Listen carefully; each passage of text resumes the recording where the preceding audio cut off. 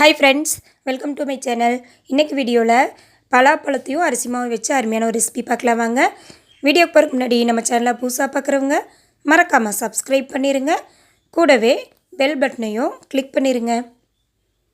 வாங்க வீடியோக்குள்ளே போகலாம். இந்த ரெசிபி செய்கிறதுக்கு நான் ஒரு 6 பலாச்சொலை எடுத்திருக்கேன். முதல்ல இந்த பலாப்பழத்தோட கொட்டையெல்லாம் நீக்கிடலாம். பலாப்பழத்தை இப்படி ஓப்பன் பண்ணிங்கன்னா அதுக்குள்ளே கொட்டை இருக்கும். கொட்டைக்கு மேலேயே பார்த்திங்கன்னா ப்ரௌன் கலரில் நரம்புன்னு சொல்லுவாங்க எங்கள் ஊர் சைடில். அந்த மாதிரி நரம்பு இருக்கும். இது ரெண்டையும் நம்ம க்ளீன் பண்ணி எடுத்துடணும்.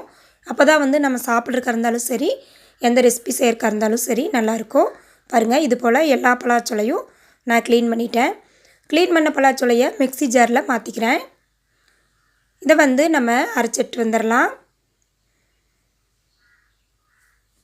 பாருங்கள், ஒரு சுற்றினாலே இந்தளவுக்கு மைய பேஸ்டாட்ட அரைஞ்சிரும். வேறொரு பவுலில் 1 கப் அளவுக்கு அரிசி மாவு எடுத்துக்கலாம். அந்த அரிசி மாவு கூட நம்ம அரைச்சிட்டு வந்த பலாப்பழ பேஸ்ட்டை சேர்த்துருவோம். மிக்ஸி ஜார்லேருந்து க்ளீனாக எல்லா பலாப்பழத்தையும் இந்த அரிசி மாவில் சேர்த்துட்டு கையாலேயே நல்லா பிசைஞ்சு விட்டுறலாம். இந்த பலாப்பழத்தில் இருக்கிற தண்ணியெல்லாம் பார்த்திங்கன்னா இந்த அரிசி மாவில் இஞ்சி வந்துடும். அந்த அளவுக்கு நம்ம நல்லா கலந்து விட்டுறணும். ஒரு நிமிஷம் போல் நல்லா பொறுமையாக, ஏன்னா பலாப்பழம் நம்மளுக்கு கையில் ஒட்டிகிட்டே இருக்கும். அதனால் கொஞ்சம் பொறுமையாக தான் நம்ம மிக்ஸ் பண்ண வேண்டியது இருக்குது. பாருங்கள், இது போல் மிக்ஸ் பண்ணிக்கலாம். நீங்கள் உங்களுக்கு இனிப்பு தேவையில்லை அப்படின்னா இதே அளவுக்கு வச்சுட்டு நீங்கள் ரெசிபி செய்ய ஆரம்பிச்சிடலாம்.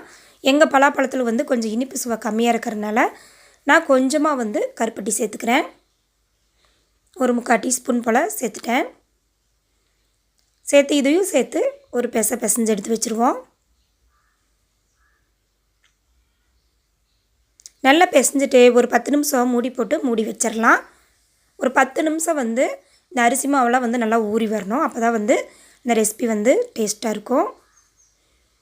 பாருங்கள், இந்தளவுக்கு ஆயிடுச்சு. இனி ஒரு பிளேட் போட்டு ஒரு 10 நிமிஷம் நம்ம மூடி போட்டு மூடி வச்சுருவோம். 10 நிமிஷம் கழிச்சிட்டு நம்ம ரெசிபி செய்ய ஆரம்பிச்சிடலாம். இதுக்கு கொஞ்சமாக இட்லி மாவு எடுத்துக்கிறேன். மாவு நல்லா இட்லி ஊற்றுற பதத்துக்கே இருக்கணும். தோசை பதத்துக்கு எடுத்துடக்கூடாது. இட்லி மாவு பதத்துக்கு எடுத்துக்கோங்க. நம்ம ஸ்டவ்வில் பனியாரக்கல்லை வச்சிடலாம். அது ஹீட் ஆகிட்டு இருக்கட்டும். அதுக்குள்ளே நம்ம ரெடி பண்ணி வச்ச பலாப்பழ அரிசி மாவை சின்ன சின்ன உருண்டையாக நம்ம ரெடி பண்ணி வச்சுக்குவோம். பாருங்கள், இந்த சைஸ்க்கு நீங்கள் ரெடி பண்ணால் போதும். இப்போ பனியாரக்கல் ஹீட் ஆகிடுச்சு. இதில் உங்கள் விருப்பம் போல் ஆயிலோ அல்லது நெய்யோ சேர்த்துக்கோங்க. சேர்த்துட்டு நம்ம எடுத்து வச்சுருக்கிற இட்லி மாவை கொஞ்சம் கொஞ்சமாக அதில் சேர்த்துக்கலாம். அரை குழி அளவுக்கு சேர்த்துனிங்கன்னா சரியாக இருக்கும். ஏன்னா இதுக்கு மேலே நம்ம ரெடி பண்ணி வச்ச ஸ்டஃபிங்கை உள்ளே வைக்க போகிறோம். அதனால் அரை குழிக்கு ஊற்றுனிங்கன்னா சரியாக இருக்கும்.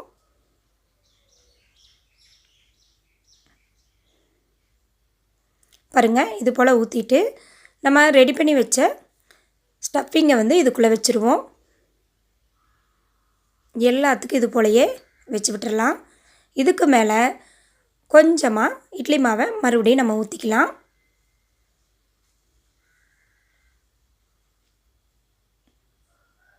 எல்லா ரவுண்ட்லேயும் நம்ம ஊற்றி எடுத்துருவோம். இது பார்த்திங்கன்னா ஒரு 3 நிமிஷம் போல் வேகும். வெந்த பிறகு நம்ம திருப்பி போட்டு விட்டுடலாம். குழந்தைங்க வீட்டில் ஏதாவது ஸ்நாக்ஸ் கேட்டாங்கன்னா இப்படி பலாப்பழத்தை வச்சு ட்ரை பண்ணி பாருங்கள். சாப்பிட்றதுக்கு ரொம்பவே டேஸ்ட்டாக இருக்கும். மேலே பனியாரம் போல் உள்ளே பலாப்பழத்தோட சுவையோட ரொம்ப டேஸ்ட்டாக இருக்கும். பலாப்பழத்தை நம்ம பாயாசம் செய்வோம், இல்லை அப்படின்னா சிப்ஸு செய்வோம், டிஃப்ரெண்ட்டாக செய்வோம். இது போல் நீங்கள் ஒருக்கா செஞ்சு சாப்பிடுங்க. குழந்தைகளுக்கு செஞ்சு கொடுங்க, ரொம்பவே டேஸ்ட்டாக இருக்கும். பாருங்கள், எல்லாத்து மேலேயுமே ஊற்றியாச்சு. ஒரு 3 நிமிஷம் நம்ம மீடியம் ஃப்ளேமில் விட்டுறலாம். இதுக்கு மேலே ஒரு ஸ்பூன் நெய் சேர்த்துக்கிறேன்.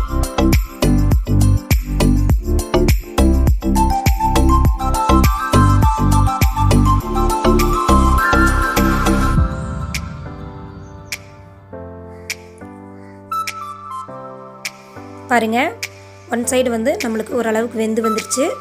அப்படியே திருப்பி போட்டுருவோம். நல்லா கோல்டன் ப்ரௌனாக ஒரு புறம் நல்லா வெந்திருக்கு. ஆப்போசிட் சைடும் அதே மாதிரி வேகணும். இதுக்கு ஒரு 3 நிமிஷம் டைம் எடுக்கும். திருப்பி போட்டுட்டு ஒரு 1/4 டீஸ்பூன் போல் நெய் வந்து மறுபடியும் நம்ம சேர்த்துக்கலாம். பாருங்கள், நல்லா வெந்துருச்சு, சூப்பராக வந்திருக்கு. நெய்யோட வாசத்துக்கும் இந்த பலாப்பழ ஸ்டஃபிங் உள்ளே வச்சுருக்கிறக்கும் இந்த பணியாரம் வந்து ரொம்ப ரொம்ப டேஸ்ட்டாக இருக்கும். மறக்காமல் ட்ரை பண்ணி பாருங்கள். இந்த வீடியோ பிடிச்சிருந்தா சேனலை மறக்காமல் சப்ஸ்கிரைப் பண்ணிடுங்க. லைக் பண்ணுங்கள், ஷேர் பண்ணுங்கள், கமெண்ட் பண்ணுங்கள். பாருங்கள், ஸ்டஃபிங் எல்லாம் உள்ளே நல்லா வெந்து சூப்பராக வந்திருக்கு. தேங்க்யூ ஃபார் வாட்சிங்.